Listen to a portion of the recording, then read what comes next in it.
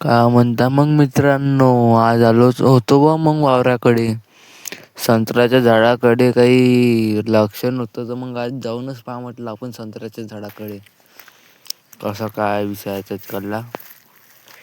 गेलो बा होतो मग संत्र्याच्या झाडामध्ये. मग थोडं समोर गेलो नाही गेलो तर मग एक झाड पडलं दिसलं आपलं. तिला खूप सारे संत्र पण आले होते. तर मग माझं एकच म्हणणं आहे की आपण जेव्हा संत्र्याचे झाडं लावतो तेव्हा 1 दिवस लागायचा 2 दिवस लागन, पण झाडं चांगले लावायचे आणि खोल लावायचे. जर आपण त्या झाडाला जर वर लावू तर मग हे अशी होती झाडं.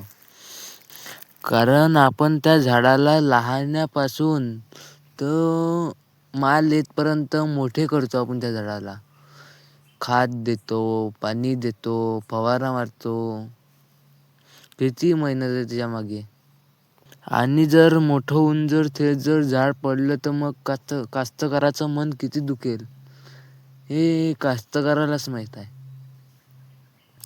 तर मग मित्रांनो, आपला ब्लॉग कसा वाटला ते नक्की सांगा कमेंटमध्ये. आणि भावांनो, सबस्क्राईब करून जा.